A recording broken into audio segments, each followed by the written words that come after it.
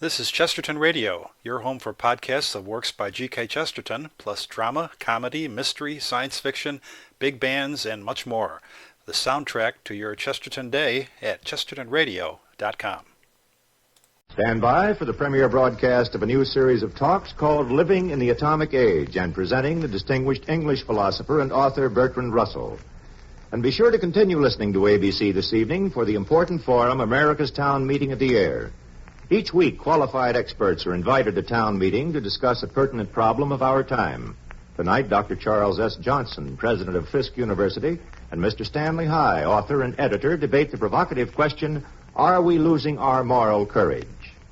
For a thought-provoking program, hear America's Town Meeting this evening on ABC.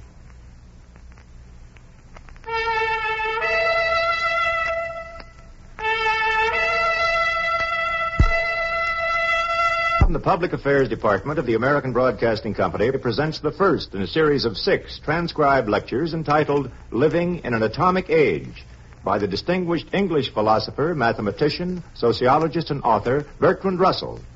The subject of the first lecture is Present Perplexities. Lord Russell. The present time is one in which the prevailing mood is a feeling of impotent perplexity. We tell each other dreadful stories of atom bombs and hydrogen bombs, of cities exterminated, of Russian hordes, of famine and ferocity everywhere. But although our reason tells us that we ought to shudder at such a prospect, there is another part of us that enjoys it, so that we have no firm will to avert misfortune, and there is a deep division in our souls between the sane and the insane parts. In quiet times, the insane parts can slumber throughout the day and wait, but in times like ours, in time as well, and all rational thinking becomes pale and divorced from the will. Our lives become balanced on a sharp edge of hypothesis. If there is to be a war, one way of life is reasonable. If not, another. To the majority of mankind, such a hypothetical existence is intolerably uncomfortable, and in practice they adopt one hypothesis or the other, but without complete conviction. Uncertainty balks the impulse to every irksome effort and generates a tone of frivolous misery, mistakenly thought to be pleasure, which turns outward and becomes hatred of those who are felt to be its cause. Through this hatred, it brings daily nearer the catastrophe which it dreads. The nations seem caught in a tragic fate, as though, like characters in a Greek drama, they were blinded by some offended god. Bewildered by mental fog, they march towards the precipice, while they imagine that they are marching away from it. It must be said that the purely intellectual problems presented by the world of our day are exceedingly difficult. There is not only the great problem, can we defend our Western world without actual war? There are also problems in Asia and problems in Africa and problems in tropical America, which cannot be solved within the framework of traditional political ideas. There are those, it is true, who are quite certain that they can solve these problems by ancient methods. So limited is their intelligence and their imagination that they are never puzzled for one moment. All we have to do is to go back to the days of the Opium War. After we have killed a sufficient number of millions of Chinese, the survivors among them will perceive our moral superiority and hail us as saviors. But let us not be one-sided. Stalin, I should say, is equally simple-minded and equally out of date. He too believes that if his armies could occupy Britain and reduce us all to the economic level of Soviet peasants and the political level of convicts, we should hail him as a great deliverer and bless the day when we were freed from the shackles of democracy. One of the painful things about our time is that those who feel certainty are stupid, and those with any imagination and understanding are filled with doubt and indecision. I do not think this is necessary. I think there is a view of man and his destiny and his present troubles which can give certainty and hope together with the completest understanding of the moods, the despairs, and the maddening doubts that beset modern men. I have been speaking hitherto of public perplexities, but it is not these alone which trouble the Western mind. Traditional systems of dogma and traditional codes of conduct have not the hold that they formerly had. Men and women are often in genuine doubt as to what is right and what is wrong, and even as to whether right and wrong are anything more than ancient superstitions. When they try to decide such questions for themselves, they find them too difficult. They cannot discover any clear purpose that they ought to pursue, or any clear principle by which they should be guided. Stable societies may have principles that to the outsider seem absurd, but so long as the societies remain stable, their principles are subjectively adequate. That is to say, they are accepted by almost everybody unquestioningly, and they make the rules of conduct as clear and precise as those of the minuet or the heroic couplet. Modern life in the West is not at all like a minuet or the heroic couplet. It is like free verse which only the poet can distinguish from prose. Two great systems of dogma lie in wait for the modern man when his spirit is weary. I mean the system of Rome and the system of Moscow. Neither of these gives scope for the free mind, which is at once the glory and the torment of Western man. It is the torment only because of growing pains. The free man, full grown, should be full of joy and vigor and mental health. But in the meantime he suffers. Not only publicly, but privately also. The world has what we believe and what we feel ourselves compelled to disbelieve. There are ways of feeling that are traditional and that have all the prestige of the past and weighty authority, and that yet are not adapted to the world in which we live, where new techniques have made some new virtues necessary and some old virtues unnecessary. The Hebrew prophets, surrounded by hostile nations and determined that their race should not be assimilated by Gentile conquerors, developed a fierce doctrine in which the leading conception was sin. The Gentiles sinned always and in all their ways, but the Jews, alas, were only too apt to fall into sin themselves. When they did so, they were defeated in battle and had to weep by the waters of Babylon. It is this pattern that has inspired moralists ever since. The virtuous man has been conceived as one who, though continually surrounded by temptation, though passionately prompted to sin, nevertheless, by almost superhuman strength of will, succeeds in walking along the straight and narrow path, looking meanwhile disdainfully to the right and left at those inferior beings who have loitered to pluck flowers by the way. In this conception, virtue is difficult, negative, and arid. It is constrictive and suspicious of happiness. It is persuaded that our natural impulses are bad, and that society can only be held together by means of rigid prohibitions. I do not wish to pretend that society can hold together if people murder and steal.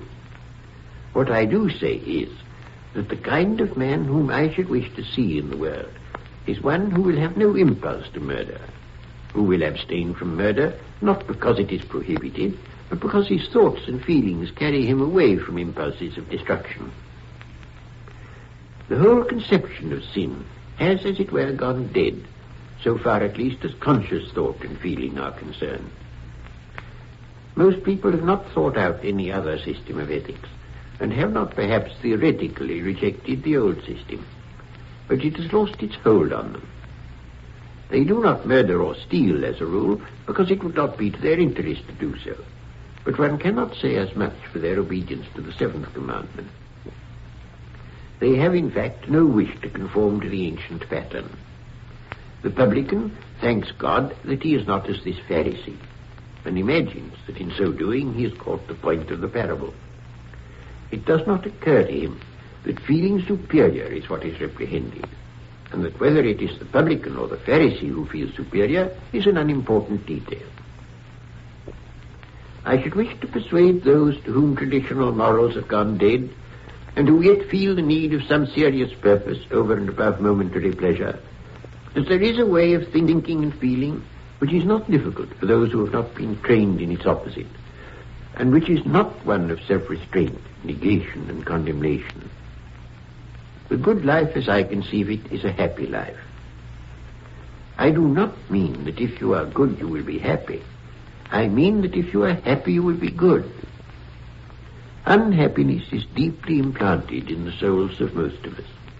How many people we all know who go through life apparently gay and who yet are perpetually in search of intoxication, whether of the bacchic kind or some other.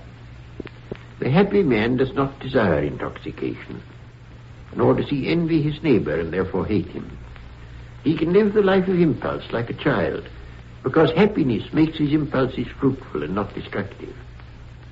There are many men and women who imagine themselves emancipated from the shackles of ancient codes, but who, in fact, are emancipated only in the upper layers of their minds.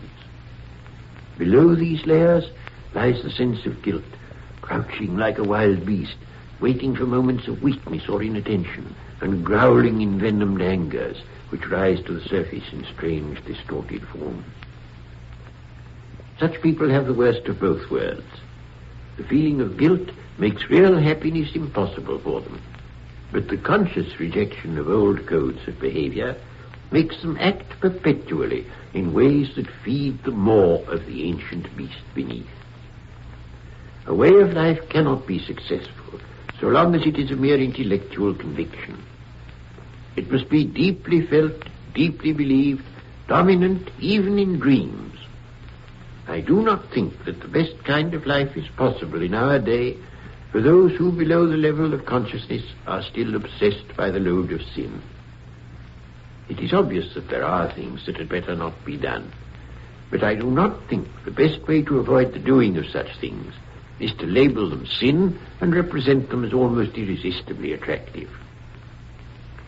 And so I should wish to offer the world something scarcely to be called an ethic, at any rate in the old acceptation of that word, but something which nonetheless will save men from moral perplexity and from remorse and from condemnation of others.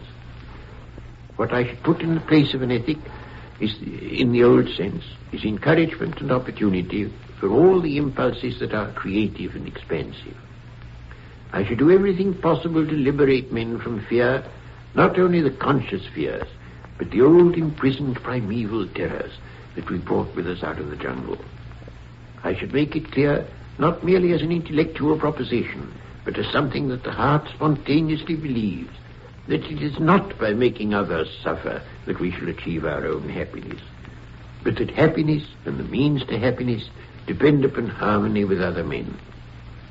When all this is not only understood but deeply felt, it will be easy to live in a way that brings happiness equally to ourselves and to others. If men could think and feel in this way, not only their personal problems, but all the problems of world politics, even the most abstruse and difficult, would melt away. Suddenly, as when the mist dissolves from a mountain top, the landscape would be visible and the way would be clear. It is only necessary to open the doors of our hearts and minds, to let the imprisoned demons escape and the beauty of the world take possession. You have just heard the first in a series of 6 lectures by Bertrand Russell entitled Living in an Atomic Age. This has been a transcribed feature of the Public Affairs Department of ABC in cooperation with the British Broadcasting Corporation.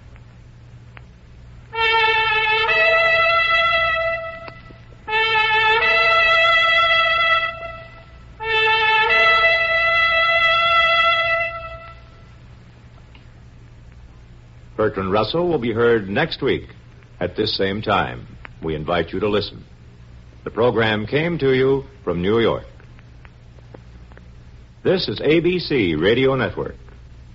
In a moment, ABC presents the second lecture in the series by famous philosopher author Bertrand Russell on living in an atomic age. And a little later this evening, be sure to hear the story of the coronation on ABC. Ted Malone and producer Blevins Davis are in London collecting fascinating facts and human interest stories. Tonight they describe the regalia of the coronation, the scarlet and gold coach, the jewel-encrusted crowns, the special robes. Our coronation reporters also interview the persons responsible for these royal props, silversmiths, jewelers, and coachmen, as well as the Duke of Norfolk, who is in charge of all coronation details. Don't miss another exciting story of the coronation tonight on ABC.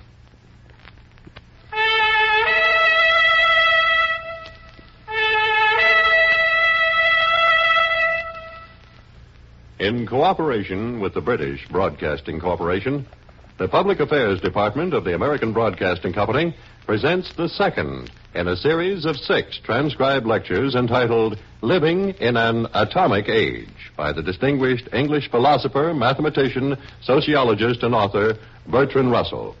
The subject of the second lecture is Obsolete Ideas. Lord Russell. Human beings, ever since their fathers invented language, have allowed themselves to be dominated by tradition. This has been at once the main cause of progress and the main obstacle to progress. Consider it first as a cause of progress. Where should we be if each generation had to invent reading, writing, and arithmetic for itself? How should we get on if arts and crafts were not handed on? Even in the most progressive age, much the greater part of our activity is and must be based upon tradition. We may rebel against our parents' narrow-mindedness, but we can only rise above them by standing on their shoulders. But although respect for tradition and obedience to custom are necessary up to a point, most societies have carried them much too far, and some have brought themselves to destruction by this sole defect. Human beings change their ways much more quickly than animals do.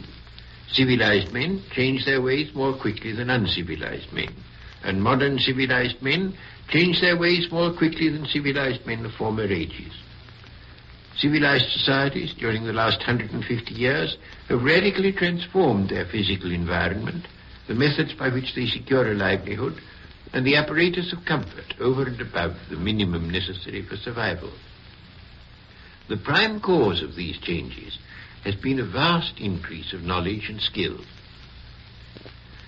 The new techniques in the material realm demand, if they are to bring their full benefit in increase of human welfare, an accompaniment of new mental habits. It is in this respect more than in any other that our world falls short. In an age of machines and skilled scientific production, we retain the feelings and many of the beliefs that were appropriate to the ages of scarcity and primitive agriculture. The need of new political and social ideas is due to our increase of efficiency, both for good and evil. In the old days, many things that are now possible could not be achieved by any known means. Extreme poverty for the great majority was unavoidable. Population perpetually pressed upon the limits of subsistence, except when it was catastrophically diminished by famine or pestilence. Wars created aristocracies of conquerors who lived without compunction upon the labor of the vanquished.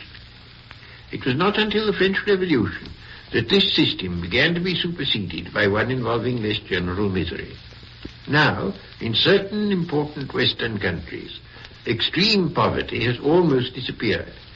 Famine is unknown, large-scale pestilences have yielded to medical science, and a low birth rate has made it possible to preserve a high level of prosperity when it has been reached.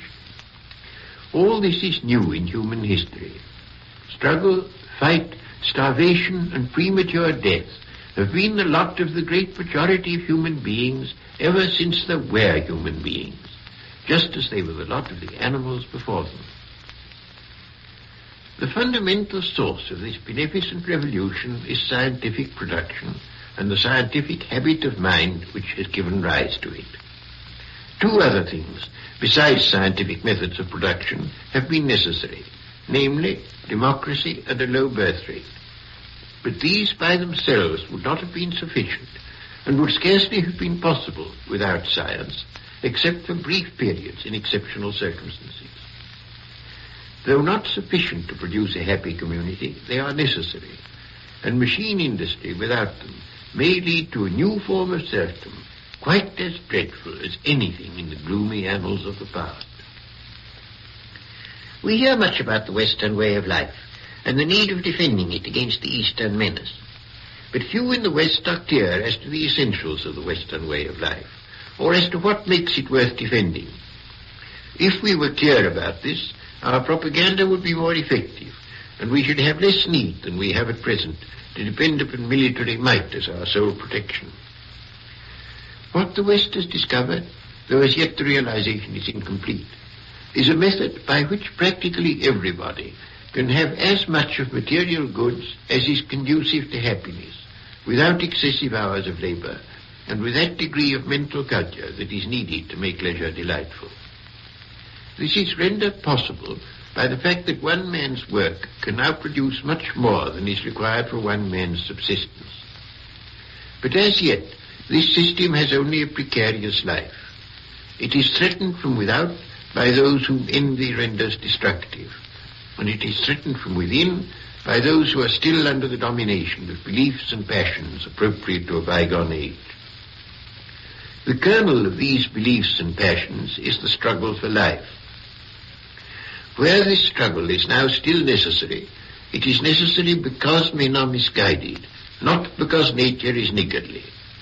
In former times, if two men each wished to live on the produce of a piece of land which only yielded enough for one, they must either both starve or fight till one was killed. In practice, it was not single men who fought, but groups of men, called successively tribes, nations, coalitions, or United Nations. These considerations apply to the present East-West tension. The Russians believe, whether sincerely or not, that they can only prosper by first ruining the West. The West not unnaturally concludes that it can only survive by first... I will not for a moment deny that while these reciprocal sentiments exist, they make themselves true. If A and B each know that the other is after him with a pistol, they may consider general maxims about the desirability of cooperation irrelevant. The question for each reduces itself to the very simple one, which of us will kill the other first? But the difference between their interests is caused by their sentiments, not by any external natural cause. And so it is with the public enmities in the modern world. They have no justification in economic fact or sober self-interest, but result solely from the surviving pugnacity of mankind, which once served a purpose but is now merely antiquated. If Russia and the West each became convinced that the other had no hostile intentions, each would be spared all the expense of armaments, each would derive benefits from reciprocal commerce, each would escape from the dread of the atomic bomb and the destruction of large parts of the population. The motives of self-interest, which on each side promote hostile feeling, are merely a reflection of the exactly identical motives of self-interest of the other side, and are based on each side upon the assumption that the other side is irrationally inclined. Of course, human nature being what it is, this naked analysis would seem shocking to both sides. For wherever hostility exists, however obsolete may be its sources, it appears on both sides as a great moral crusade, in which it is the duty of every true man to uphold high ethical ideals. But all this is merely a part of the psychological camouflage by which Homo sapiens conceals from himself his own lack of wisdom. We cannot blame governments for our troubles, nor can they be cured by merely governmental action. What is needed is a change in the ordinary outlook of ordinary people. The change that is wanted is sometimes thought to be a moral change, but my own belief is that nothing is required beyond a just estimate of self-interest.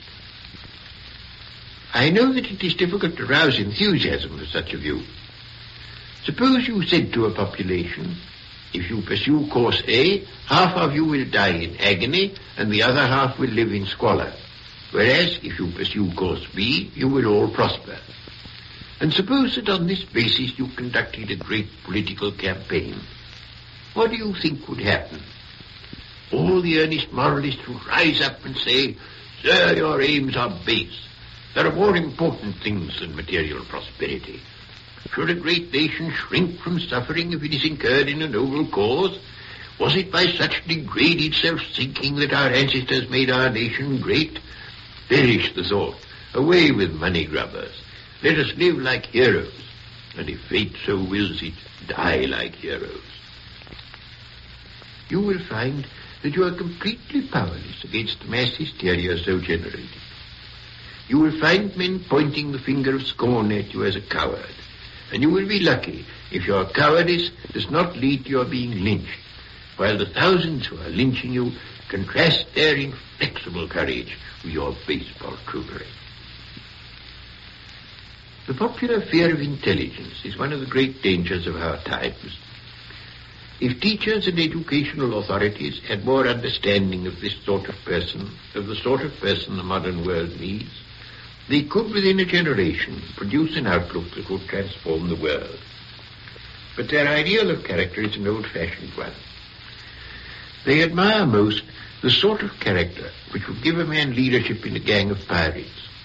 And if you say that commerce is a different thing from piracy, they think you are soft and hope you are mistaken. All this is due to the persistence of old martial ideas that have descended to us from earlier ages. These ideas, I repeat, were appropriate to an age of unavoidable scarcity, but are not applicable to our own times, when whatever scarcity still exists is due to human stupidity and to nothing else. Consider the application of such a mentality to international banking, and you will not be surprised by the Great Depression which it produced while it reigned unchecked, nor by the belief of the Nazis that the depression would be curbed if only enough Jews were exterminated, nor by the Russian belief that we should all be rich if all the rich men were liquidated. None of these mistakes would have been made by men in whom intelligence was capable of controlling passion. None of them would have been made by men who understood that when different groups have different interests, it is because of unwise passions and not because of any physical fact. If we are to live happily with a modern technique, and it is possible for modern technique to bring a far higher level of happiness than was formerly possible, we must banish certain ideas and substitute certain others. For love of domination, we must substitute justice. For brutality, we must substitute intelligence. For competition, we must substitute cooperation. We must learn to think of the human race as one family, and further our common interests by the intelligent use of natural resources, marching together towards prosperity, not separately towards death and destruction. The mental change required is difficult and will not be achieved in a moment. But if the need is recognized by educators, and if the young are brought up as citizens of this world and not of a bygone world of predatory warriors, the change can be achieved within a generation, so that we may hope to save at least a portion of mankind from the universal destruction with which we are threatened by the pursuit of obsolete ideas. You have just heard the second in a series of 6 lectures by Bertrand Russell entitled Living in an Atomic Age. Be sure to listen next week when the 3rd lecture will be presented by Lord Russell on the subject, The Modern Mastery of Nature. This has been a transcribed feature of the Public Affairs Department of the American Broadcasting Company in cooperation with the British Broadcasting Corporation.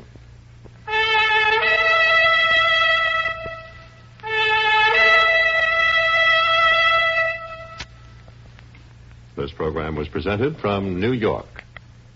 This is ABC Radio Network. ABC is presenting from London a series of pre-coronation programs, The Story of the Coronation, compiled and broadcast by Ted Malone and Blevins Davis. Tonight, our reporters interview the unpublicized personalities of the coronation, guardsmen, coachmen, musicians, and others, all of whom have many interesting stories to tell. For example, one of the royal seamstresses will tell you that the kind of stitches taken in the royal robe is a closely guarded secret. For colorful facts, listen tonight for the story of the coronation. And be with us on ABC on Tuesday morning for on-the-spot coverage of the coronation itself, and on Tuesday evening for coronation highlights. In cooperation with the British Broadcasting Corporation, the Public Affairs Department of the American Broadcasting Company presents the third in a series of 6 transcribed lectures entitled Living in an Atomic Age by the distinguished English philosopher, mathematician, sociologist, and author Bertrand Russell. The subject of the third lecture is The Modern Mastery of Nature. Lord Russell. It is the nature of man to be in conflict with something. Some men are victorious, others are defeated. Those who are defeated, as a rule, leave few or no descendants. It follows that the psychology which is transmitted tends to be that of victors, and that where there is a 50-50 chance of victory, optimism will cause the chance to be overestimated. From the point of view of the survivors, this is fortunate. The point of view of the vanquished is forgotten. The contests in which men are engaged are of 3 kinds. They are conflicts of, first, men with nature, second, men with other men, and throes. These conflicts are very different in their character, and with the history of man, their relative importance is continually changing. Of these 3 kinds of contest, the contest with physical nature is, in a sense, the most fundamental, since victory in this contest is essential to survival.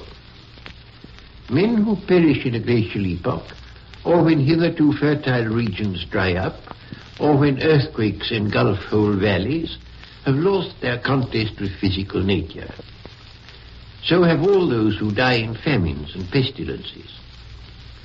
Every victory over physical nature makes possible an increase in the numbers of the human species, and has usually been used mainly to this end. But in proportion as man masters his environment, his relations to his fellow men assume increasing importance, partly because the technique of mastery over nature involves social groups more coherent than those of the most primitive men, and partly because in proportion as the winning of daily bread becomes easier, a greater amount of energy can be set aside for the killing of enemies. There comes, however, a moment in human evolution when, owing to the growth of technique, men can become richer through agreement with previous competitors than through extermination of enemies. When this stage is reached, what may be called the demands of technique require a cessation or at least mitigation of the conflicts of man with man. When this stage is reached, it is in fact the stage which mankind has reached at the present moment, the conflicts that most need to be resolved are the conflicts of man with himself. The long ages of the other 2 kinds of conflict have molded human nature to a pattern formerly appropriate, but now technically obsolete. The ages of external warfare reflected themselves in an internal war in the soul. In this internal war in the soul, one part labeled the other sin and determined to vanquish it. But the victory was never so complete as in external conflicts, and after every defeat, sin would again rear its ugly head. This unending warfare within, which was originally a reflection of the warfare without, now became, on the contrary, a source of the warfare without. Sin is only part of my nature, but it is the whole nature of my enemies. So at least the old-fashioned moralist believes. And therefore the soul which is not at peace with itself cannot be at peace with the world, and external wars have to continue in order to hide from individual men that the real war is within. For these reasons, the war of man with himself is that which, at the end of human evolution, assumes supreme importance. Each kind of war should end in harmony. The conflict of man with physical nature is turned into a harmony in proportion as man learns the secrets of nature and thereby becomes able to cooperate with her. The conflict of man with man serves the purpose so long as there is no possibility of adequate food supply for all.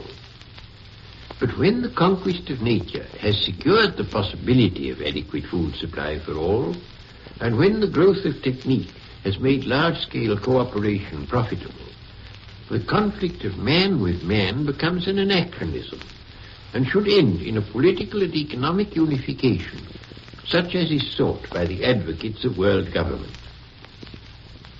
By this means, an external harmony of man with man can be established, but it will not be a genuine harmony until men have achieved a genuine harmony within themselves and have ceased to regard a part of themselves as an enemy to be vanquished. This, in a nutshell, is the history of man, past, present, and, I hope, future. Man has had an existence which is long in relation to historical time, but short in relation to geological epochs. Our first human ancestors were a very rare species. They lived under precarious conditions, exposed to the rigors of the weather, to the hostility of wild beasts, and to all the dangers of famine that could be caused by drought. The chief worry was as to food supply. It is estimated that each individual at that time required at least 2 square miles for his subsistence, and even with 2 square miles at his disposal, he would often be hungry, and not infrequently die from lack of nourishment. Gradually, however, man emerged from these precarious conditions by various stages: weapons, fire, language, domestication of animals, and finally agriculture. These successive inventions and discoveries made possible the existence of civilized communities. They supplied the whole fundamental apparatus upon which civilized man subsisted for a very long time. From about 3000 BC until less than 200 years ago, there was no technical advance comparable to these. During this long period, man had time to become accustomed to his technique and to develop the beliefs and political organizations appropriate to it. Towards the end of the 18th century, man entered upon a new phase, involving a change as fundamental as that involved in the adoption of agriculture. I mean, of course, machine production and the application of science to industry. Physical science, one may say, has existed as a powerful element in culture for about 350 years. Machine production has existed for about half that time. During the period since its invention, it has shown itself to be a revolutionary force of quite amazing intensity. As yet, this has been almost solely operative in man's relation to nature. But by revolutionizing man's relation to nature, it has destroyed the old equilibrium that existed in man's relation to other men and to himself. The revolutions that it demands in these two provinces are still to seek, and it is the fact that they are still to seek which is the main cause of the present troubles of the world. The specially human activities which distinguish man from other animals all depend upon the lessening of his bondage to physical nature. So long as he had to spend all his time in food gathering, he could not devote much of his energy to war or politics or theology or science. These things are offshoots of the productivity of labor. They depend upon the excess of one man's production over one man's consumption of food. The greater this excess becomes, the more possible it becomes for a man to devote himself to politics and war and culture and such luxuries. Pharaoh and Nebuchadnezzar, Socrates and Plato, Buddha and Mohammed, Leonardo and Bach, all were only possible because the food producers could produce more than they could eat. But when one considers such a community as the United States in the present day, one finds a new phenomenon, namely that the great majority of the population enjoy very many things over and above the bare necessaries of life, and yet, in spite of this, very large parts of the population are not engaged in production, whether agricultural or industrial. There are all the young people who are still being educated after they have become able-bodied. There are the armed forces. There are the journalists and all the people concerned in the production of reading matter. There are teachers, clergy, politicians, and functionaries. All these people, from the point of view of primitive man, are luxuries. But a modern community would be impossible without at least some of them. The liberation from bondage to nature has left men in theory free to choose their own ends to a degree that was never possible at any earlier time. I say in theory, because impulses incorporated into human nature by long ages of training and natural selection remain to determine human action independently of present physical needs. What a nation can spare from increasing its own numbers, it devotes only in part to its own welfare. To a very great extent, it devotes its energies to killing other people, or preparing to kill them, or paying those who have helped to kill them in the past. Our new mastery over nature brings new responsibilities and new duties. If men prove incapable of this adaptation, the whole movement of science and scientific technique will have proved a misfortune, and perhaps will have taken man along a blind alley. While we were slaves to nature, we could allow ourselves a slave mentality and leave to nature decisions which must now be ours. This is difficult, since great parts of traditional religion and morality were inspired by man's bondage to nature, and the ways of thought and feeling that we acquire from our culture and from our early upbringing are hard to overcome, even when circumstances imperatively demand a different outlook. I am not pretending that man is omnipotent. On the contrary, I shall be concerned in subsequent broadcasts with the limits of human power. But I am concerned to say that these limits are much less narrow for modern scientific man than they were for our ancestors, and that no precise boundary can be set beyond which the limits cannot be made to recede. Innumerable facts of nature, which once were inexorable data, are now opportunities. Deserts are a challenge. Australian rivers can be made to flow from east to west instead of from west to east. Before long it will be possible to demolish inconvenient parts of mountain ranges, and I dare say that by means of radioactivity the polar ice will be melted. It will not be long before it becomes possible to travel to the moon. We already know how to combat many kinds of pestilence, and we may hope to eliminate other kinds before long. Our nomad ancestors, while they watched their flocks by night, observed the stars in their inexorable courses, and believed themselves subject to the influences of celestial bodies. Wind and storm, drought and heat, comets and meteors and plagues filled their lives with awe, and they hoped to escape by means of humility. Modern man does not combat plagues by humility. He has found that they are to be combated by scientific knowledge. Scientific knowledge, in fact, gives the means, where there are means, of combating any extra-human enemy. But it does not give the means of combating the human enemy without, or the part of the individual soul which leads it towards death rather than towards life.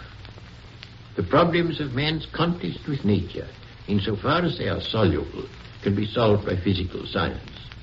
But they are not the only problems with which man is faced. For his other problems, other methods are necessary. Ladies and gentlemen, you have just heard the third in a series of 6 lectures by Bertrand Russell entitled Living in an Atomic Age.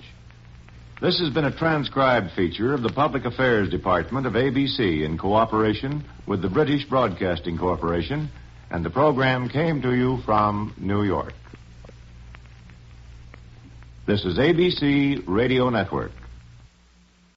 Listen to another in the series of discussions by English philosopher Bertrand Russell on living in an atomic age. First, an important note. In response to popular demand, The Great Fraud returns to ABC tonight. It's a timely series of reports by Mrs. Ada Siegel, authority on the USSR and its people, which exposes the way the Soviet government constantly defrauds its citizens. Mrs. Siegel reveals false items printed in the Soviet press. She reports USSR developments in domestic and international policies since the death of Premier Stalin, and includes a forecast of future trends under the Malenkov regime. For a clearer understanding of Russia and its political policies, don't miss The Great Fraud a little later this evening on ABC. In In cooperation with the British Broadcasting Corporation, the Public Affairs Department of the American Broadcasting Company presents transcribed the fourth in a series of 6 lectures entitled Living in an Atomic Age by the distinguished English philosopher, mathematician, sociologist, and author Bertrand Russell. The subject of the fourth lecture is the limits of human power. Lord Russell.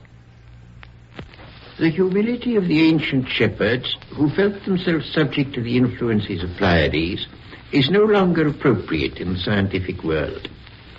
But there is a danger lest it should be replaced by a species of arrogance towards nature, which can lead to great disasters. Man, however scientific he may be, is not omnipotent.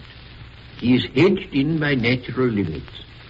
By means of his knowledge and technique, he can diminish the narrowness of these limits, but he can never remove them wholly. Some astronomers try to cheer us up in moments of depression by assuring us that one fine day the sun will explode, and in the twinkling of an eye we shall all be turned into gas. I do not know whether this is going to happen, nor when it will happen if it does happen. But I think it is safe to say that if it does, it will be a matter outside human control, and that even the best astronomers will be unable to prevent it. This is an extreme example, and one which it is useless to think about, because there is no way in which human behavior can be adapted to it. It does, however, serve one purpose, which is to remind us that we are not gods. There are 2 very different elements in science: scientific knowledge and scientific technique. Those whom I am calling technocrats are interested solely in scientific technique, and the more extreme among them deny that there is such a thing as scientific knowledge, or indeed any kind of knowledge.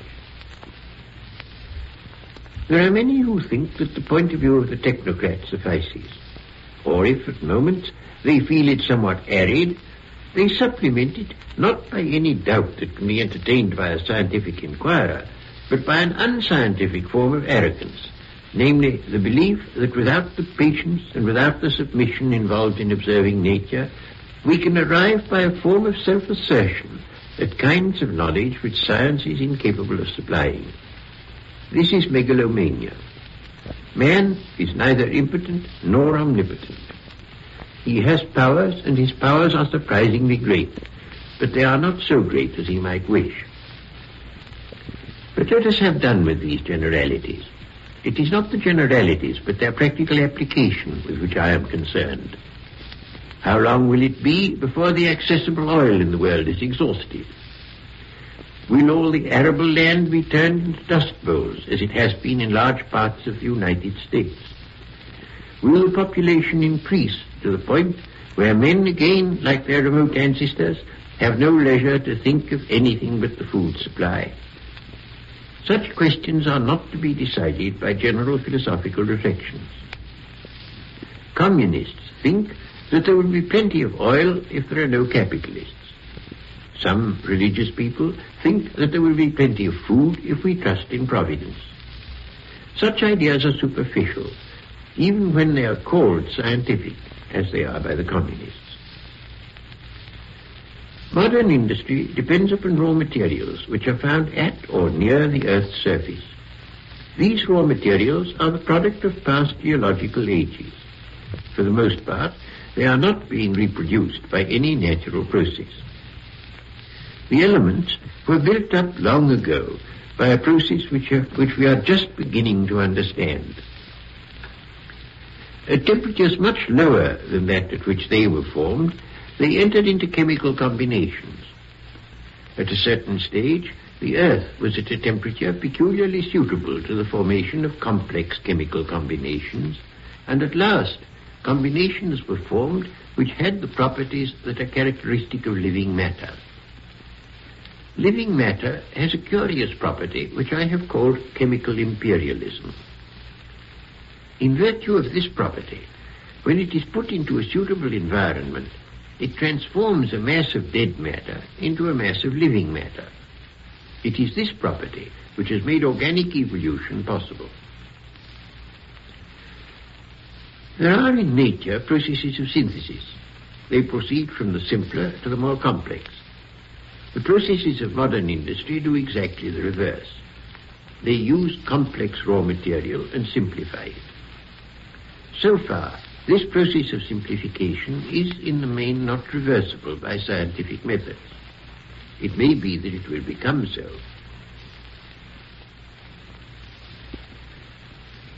Many ages ago, the energy supplied by the sun's heat was transformed into luxuriant vegetation. The energy lay locked up in the layers of petrified tropical ferns until ruthless industrialists seized it and transformed it back again into heat. But the heat that we generate when we burn coal is not localized like the heat in the sun, and is not continually regenerated by atomic processes. It floats off into the atmosphere and becomes forever useless. There is no process in nature, and there is none imaginable to human ingenuity, by which heat, once diffused, can be reconcentrated, or by which, when diffused, it can serve any human purpose. All sources of energy upon which industry depends are wasted when they are employed, and industry is expending them at a continually increasing rate. Already, coal has been largely replaced by oil, and oil is being used up so fast that East and West alike conceive it necessary to their own prosperity to destroy the industry of the other. Modern industry, in fact, is a kind of rape. All the long geological and astronomical ages during which the materials which we find useful have been built up contribute a moment's blaze, a moment's frivolous exuberance. But when his fireworks are finished, what will become of industrial man? All this, of course, does not appear in practice in the tragic and catastrophic form in which I have been stating it. What we know is that the price of coal goes up, and we do not readily connect this fact with the second law of thermodynamics. If you look up this law in a textbook, you will learn that it states that entropy always increases. And if you are not a physicist, you will not be much the wiser. But the law can be stated more simply, and is stated more simply by proverbial wisdom.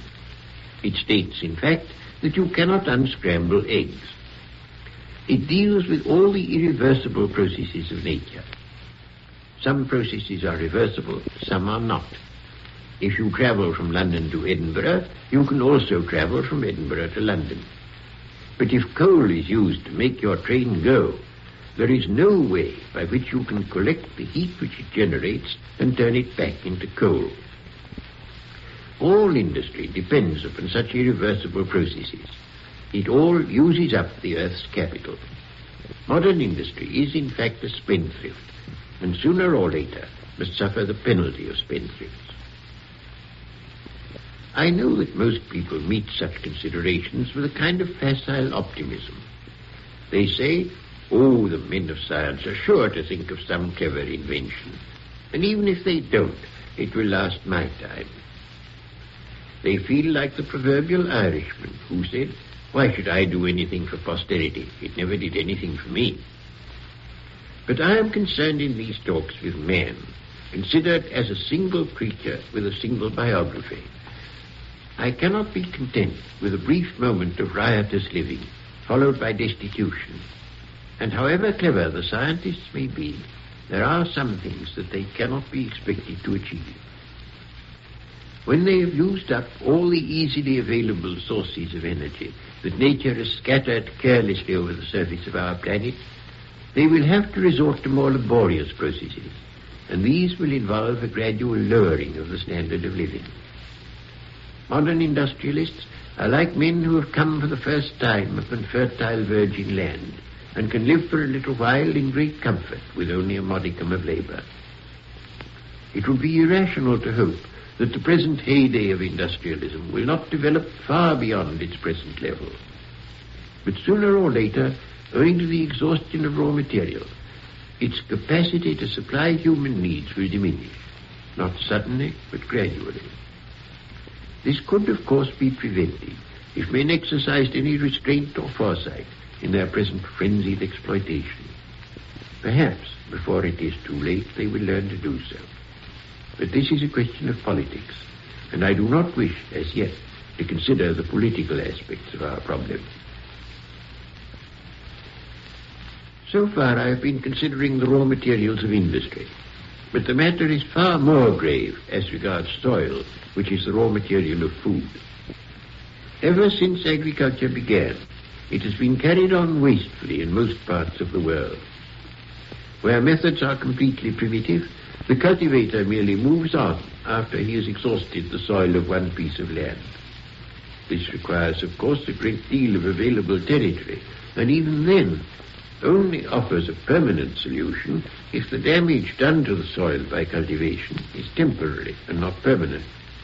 It is no wonder that men worshipped fertility divinities, or that they developed a belief in the magical efficacy of human sacrifice.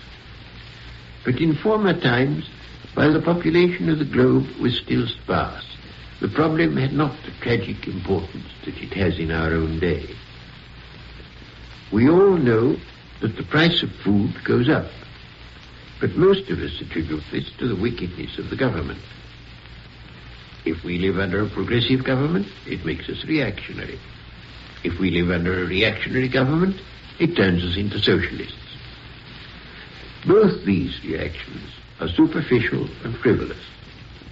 All governments, whatever their political complexion, are at present willy-nilly in the grip of natural forces which can only be dealt with by a degree of intelligence of which mankind hitherto has shown little evidence.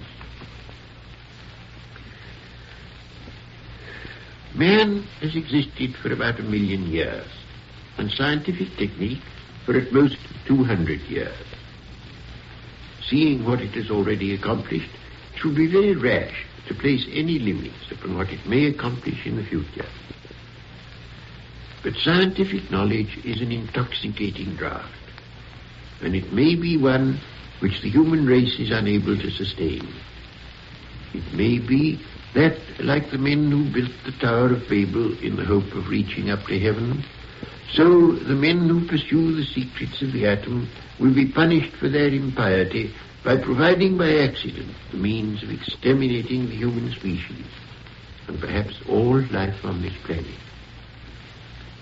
From some points of view, such a consummation might not be wholly regrettable, but these points of view can hardly be ours. Perhaps somewhere else, in some distant nebula, some unimportant star has an unimportant planet on which there are rational beings. Perhaps in another 1 million years, their instruments will tell them of our fate and lead them to agree on an agenda for a conference of foreign ministers.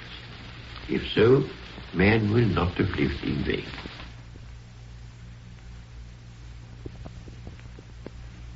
Ladies and gentlemen, you've just heard the fourth in a series of 6 lectures by Bertrand Russell, entitled Living in an Atomic Age. The subject of Lord Russell's lecture tonight, The Limits of Human Powers. Be sure to listen next week when the 5th lecture will be presented by Lord Russell on the subject, Conflict and Unification. This has been a transcribed feature of the Public Affairs Department of ABC, in cooperation with the British Broadcasting Corporation. Your program came from New York. This is ABC Radio Network. In a moment, another in the series of lectures by Bertrand Russell on living in the atomic age. The program, The Great Fraud, has returned to ABC. It's a timely series of reports by Mrs. Ada Siegel, authority on USSR and its people. Mrs. Siegel reveals false items printed in Pravda and Izvestia, the two principal organs of the Soviet press, explaining the purpose of the Soviet government in misinforming its people. She reports USSR developments in domestic and international policies since the death of Premier Stalin, includes a forecast of future trends under the Malenkov regime. For a clearer understanding of Russia's policies, don't miss The Great Fraud tonight on ABC. Ladies and gentlemen, in cooperation with the British Broadcasting Corporation, the Public Affairs Department of the American Broadcasting Company presents transcribed the 5th in a series of 6 lectures entitled Living in an Atomic Age by the distinguished English philosopher, mathematician, sociologist, and author, Bertrand Russell. The subject of the fifth lecture is conflict and unification. Here is Lord Russell. The science of economics has been wrapped around by the theorists in a series of many veils, which have caused the plain man to suppose that there must be something indecent about its naked form. I think the only thing to do in this predicament is to begin again at the beginning with matters of such simplicity that you may be indignant at hearing them mentioned. Economics in the past laid more stress upon competition than upon anything else.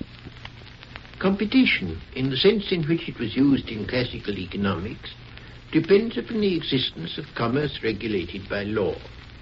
It has, in theory, nothing to do with that more primitive competition, which has become the function of armies and which decides the ownership of land. It exists, in theory, only within a fixed framework of law. Given a number of men who all independently produce a certain commodity and expect to live by exchanging it for other commodities, they will obviously all try to get as much of other commodities in exchange as they can. But each will be limited in his demands by the fact that his competitor may ask less. This limitation only arises when the producers of the commodity in question between them can produce more of the commodity that can be sold at a profit, or at any rate without loss. The whole system only works where there are law courts and policemen to enforce contracts. And as soon as the stage of primitive barter has been surpassed, there must also be a more or less stable currency, which is legal tender. There are all kinds of elaborate legal restrictions of methods of competition. You must not assassinate your leading competitor. This form of competition is the prerogative of the state. You are allowed to tell the public how good your product is, but you must not tell them how bad the other man's is. All sorts of wonderful things were thought to result from free competition. It was thought that at a given price, the better commodity would get the larger sales. And it was thought that any improvement in methods of production would enable the man who made the improvement to undersell his competitors. Thus, competition would result in improving quality and cheapening methods of production. There may possibly have been some small element of truth in this theory 150 years ago in the cotton trade.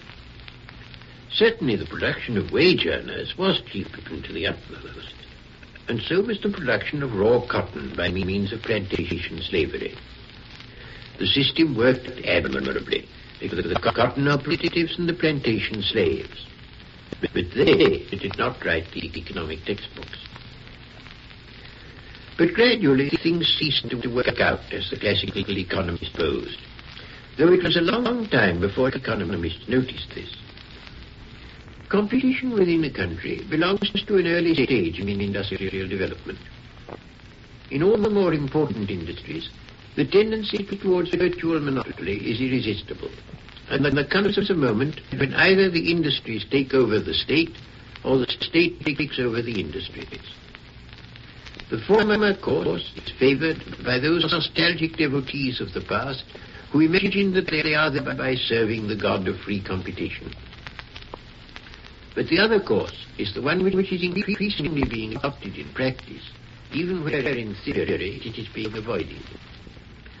Consequently, competition in the modern world is between nations, not between individual producers. The British, for instance, wish to sell motor cars in America. This is a governmental matter to be decided between Whitehall and Washington. Whitehall has to decide how much in the way of raw materials can be allocated to the manufacture of motor cars. And Washington has to consider how much irritation in Detroit is less harmful to the United States than the bankruptcy of the British government. If the British were too successful in the export of cars, the American government would raise the tariff. If they were too unsuccessful, it might conceivably suggest lowering the tariff.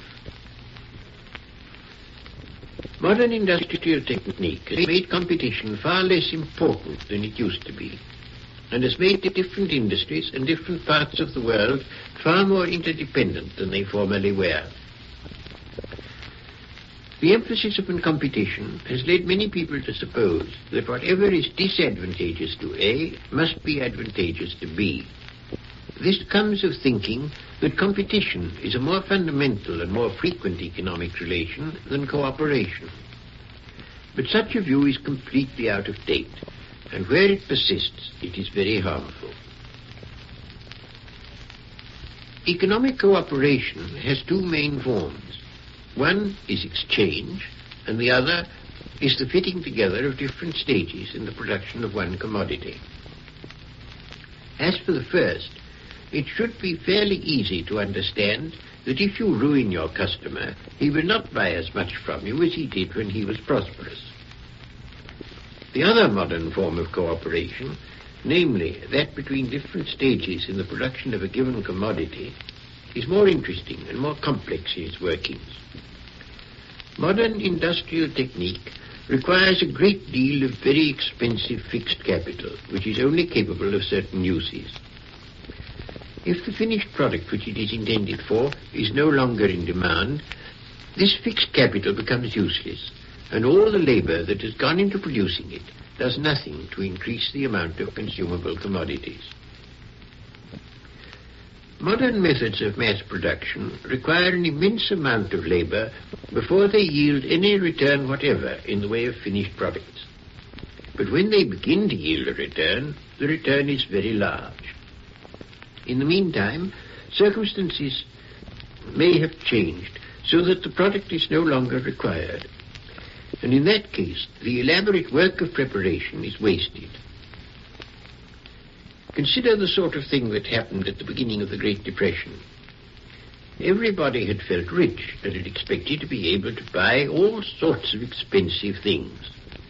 Preparations were made for producing all these expensive things. And then it turned out that the preparations had been excessive. The men who had made preparations for one sort of commodity could not sell their products, and therefore could not buy another sort of commodity.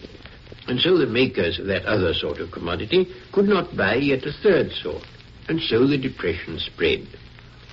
Vast amounts of preparation for the production of commodities suddenly became useless. The men who should have been at work were unemployed, and in their turn could spend much less than had been expected. And so what had been expected to be the means of producing wealth became suddenly useless, and everybody was poor. In such a situation, everybody's apparent private interest is diametrically opposed to the public interest. The banks, which have lent money, are afraid that their debtors will go bankrupt, and therefore call in loans right and left, thereby causing the bankruptcy that they fear. Dread of disaster makes everybody act in the very way that increases the disaster. Psychologically, the situation is analogous to that of people trampled to death when there is a panic in a theater caused by the cry of fire. In the situation that existed in the Great Depression, things could only be set right by causing the idle plant to work again. But everybody felt that to do so was to risk almost certain loss. Within the framework of classical economics, there was no solution. Roosevelt saved the situation by bold and heretical action. He spent billions of public money and created a huge public debt. But by so doing, he revived production and brought his country out of the Depression. The principle which Roosevelt applied in the New Deal is the same principle which is now needed in international affairs. Although it seems paradoxical, it is nevertheless the fact that the way to avoid poverty is to spend. This, of course, does not apply to private individuals who cannot spend more than they have, but it does apply to governments, which alone have the privilege of not paying their debts. Americans have a great desire to sell their goods abroad, but they cannot do so unless foreign nations can afford to buy. I do not wish to say anything that may sound ungenerous about martial aid, but I shall only be repeating what its American advocates have urged when I say that it serves the interests of America as well as those of Europe. I do not mean only what is undoubtedly true, that it has halted the spread of communism in Western Europe. I mean that actually America is better off financially, owing to spending money on reviving Europe.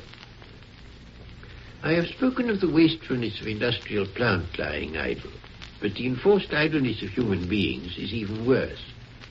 Idle plant and idle human beings are alike useless, but the idle human beings also suffer. The older economic theory was quite unable to deal with the problem of unemployment. We now know, however, that they can be controlled. We owe this knowledge chiefly to Keynes. The broad principle is that governments must spend and encourage spending when private people feel inclined to save, and must encourage saving or compel it by means of taxation when private people feel inclined to spend. There is a general conclusion to be drawn from modern economic development, and that is that any nation which desires to prosper must seek rather cooperation than competition with other nations. The world is economically unified in a way in which it never was at any earlier period. And even in terms of hard cash, it is seldom profitable nowadays for one nation to ruin another. Nay, more, if another nation is ruined, it is almost always profitable for a nation which can afford it to help the ruined nation on the road to recovery. This is because, broadly speaking, nations are more important to each other as customers than as competitors, and also because unemployment is a waste of which the disadvantages are felt not only in the nation in which the unemployment exists, but in varying degrees throughout the world. Although Congress finds this a little hard to understand, many people in international organizations now realize this. A start in the direction of world economic cooperation, of a world where economic cooperation replaces competition, has already been made, not only in the Marshall Plan and the Organization for European Economic Cooperation, but also in the Colombo Plan. This doctrine, which is promulgated by hard-headed economists for hard-headed reasons, encounters obstacles that are psychologically derived from the fetish of competition, and inherited with far too little change from our savage ancestors who knocked each other on the head with clubs. If the modern economic system is to work, we have to learn a less pugnacious and more cooperative outlook than that which tradition has made familiar.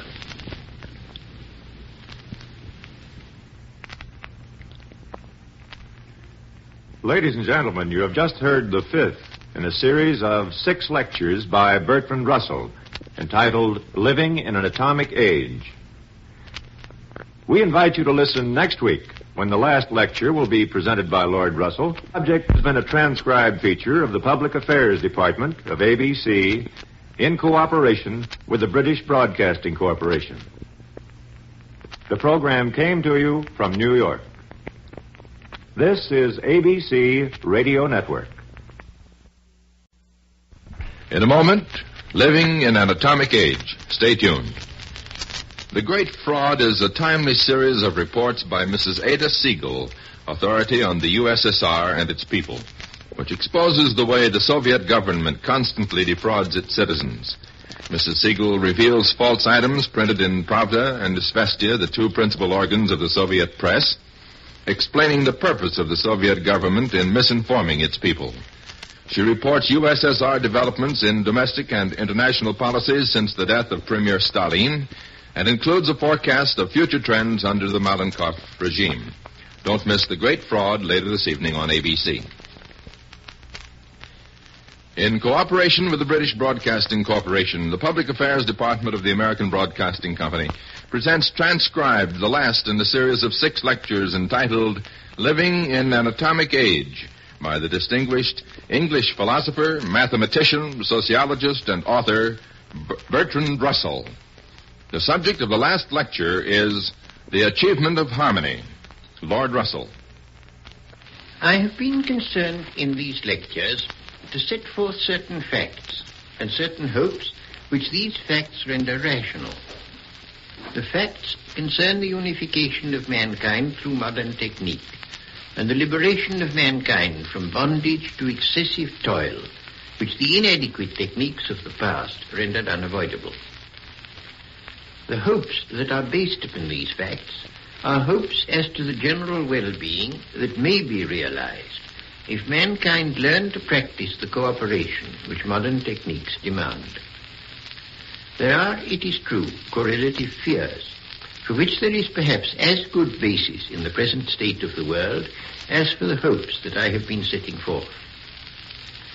The technical unification of the world not only makes possible much greater general well-being than at any former time, if it is accompanied by economic and political unification, it also makes possible greater disasters than any known to even the worst of former times, if our technical skill continues to be devoted to disunity rather than unity.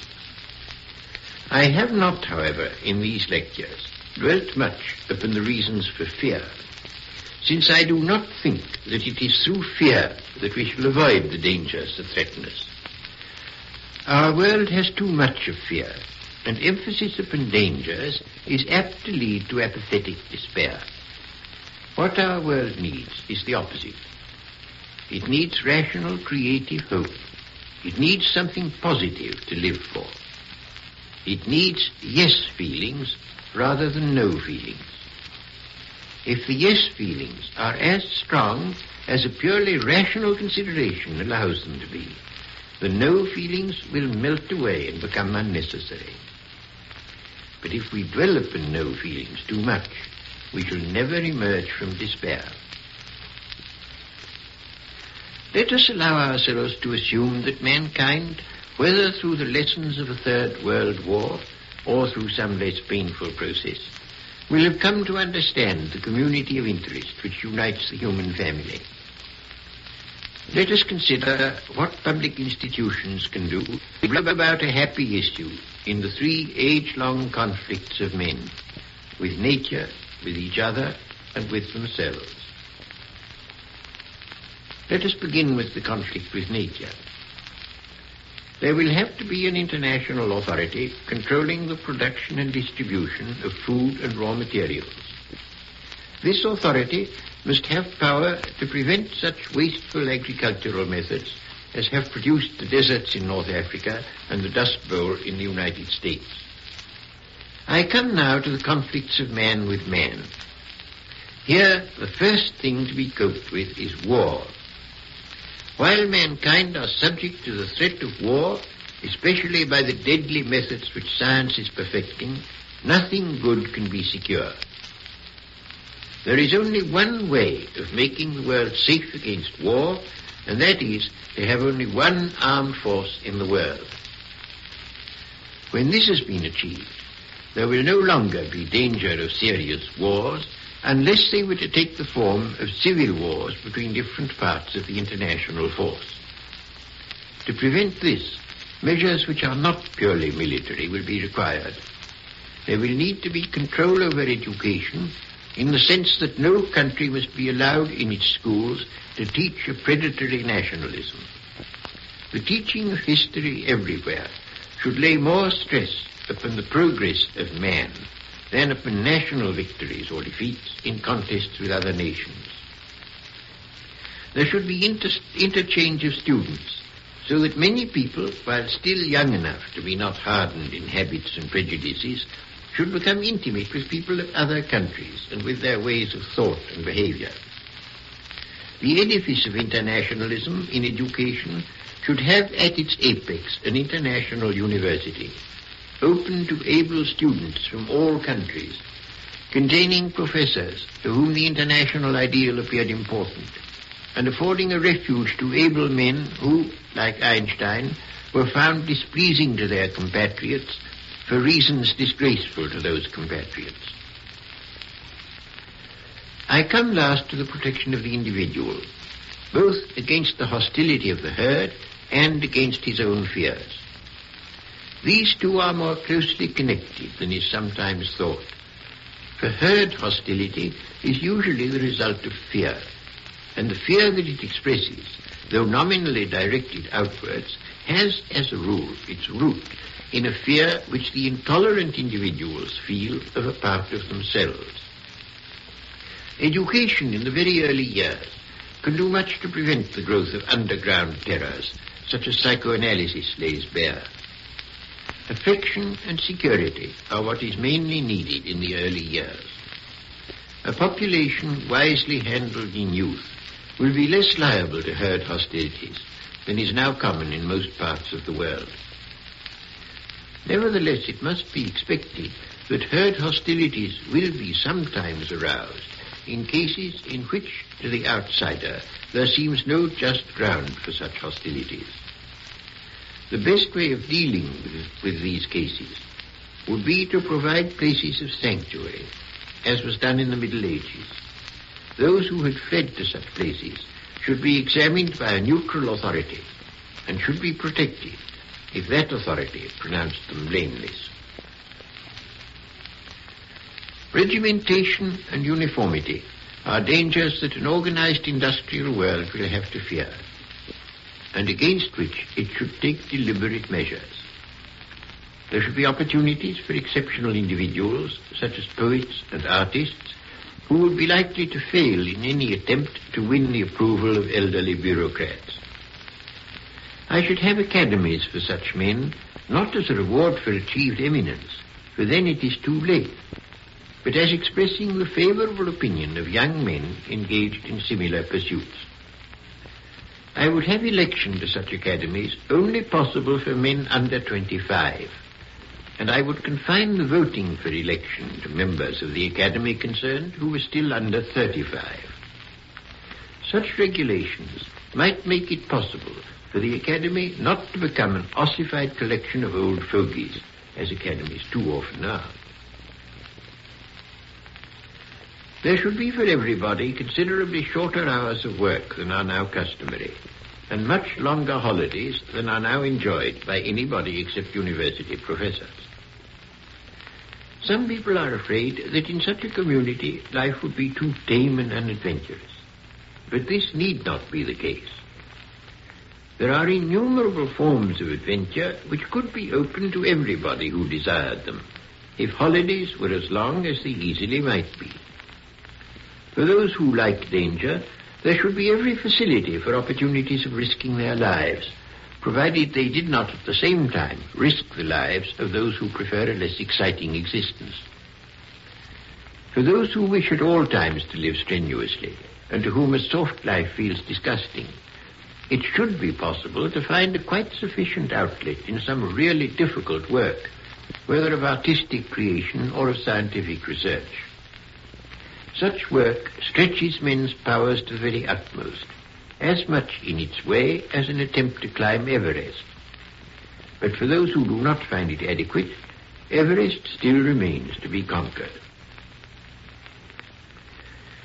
No society can be great without great individuals, and I should not think much of a world which had secured universal safety at the price of universal mediocrity.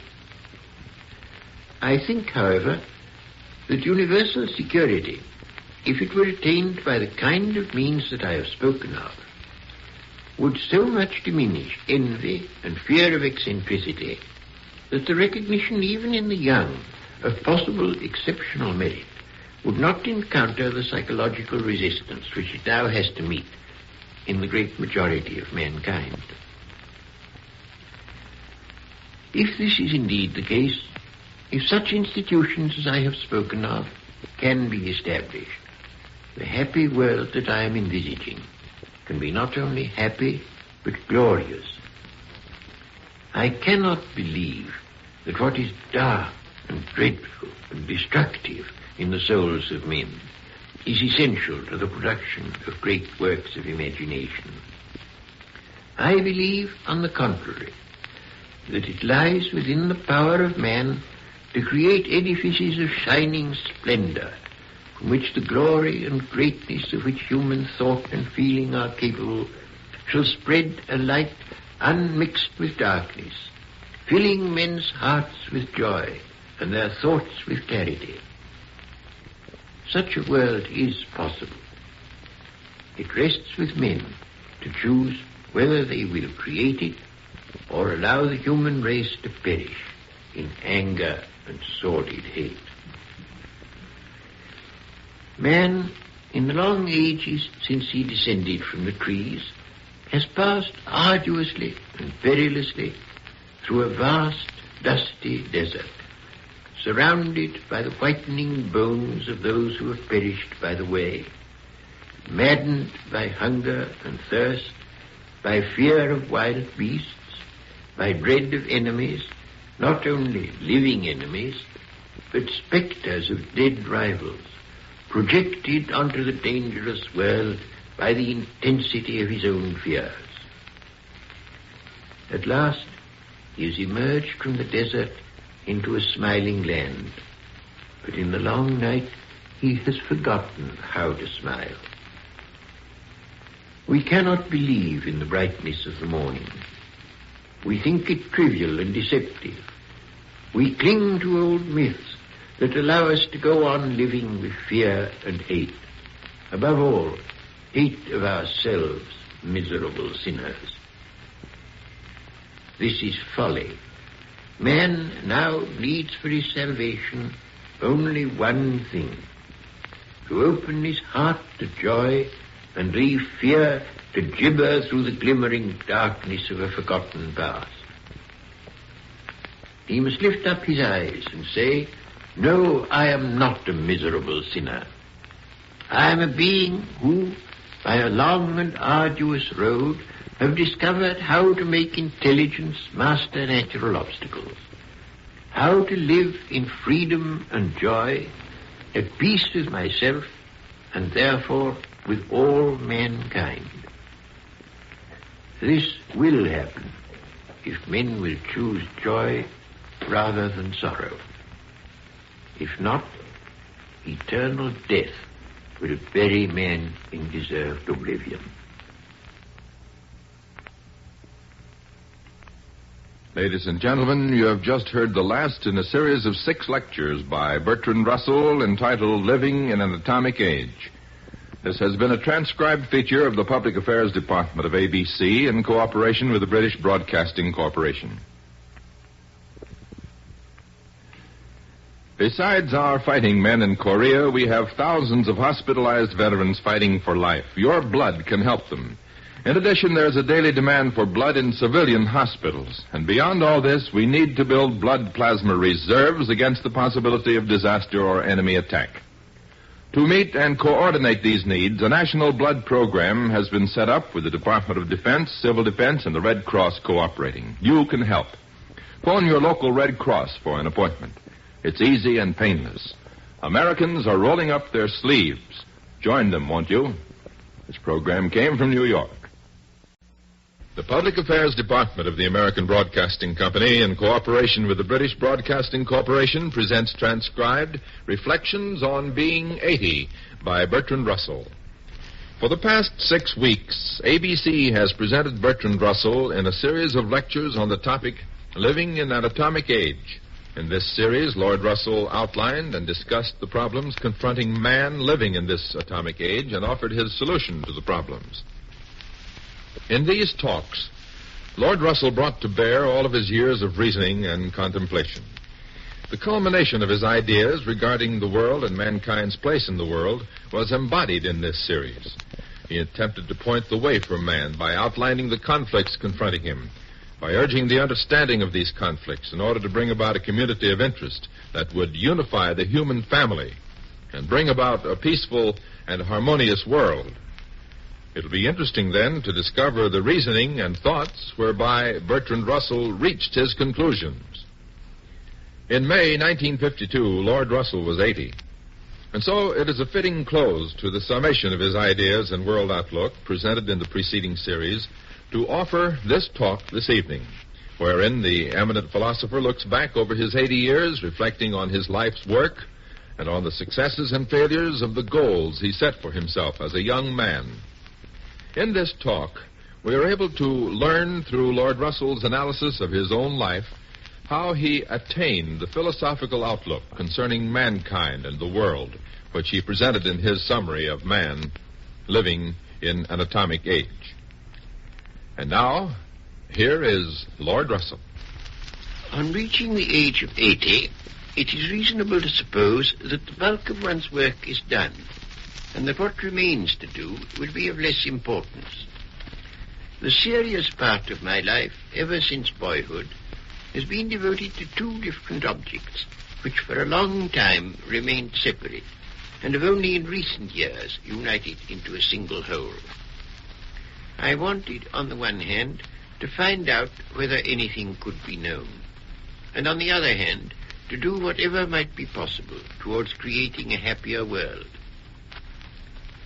Up to the age of 38, I gave most of my energies to the first of these tasks.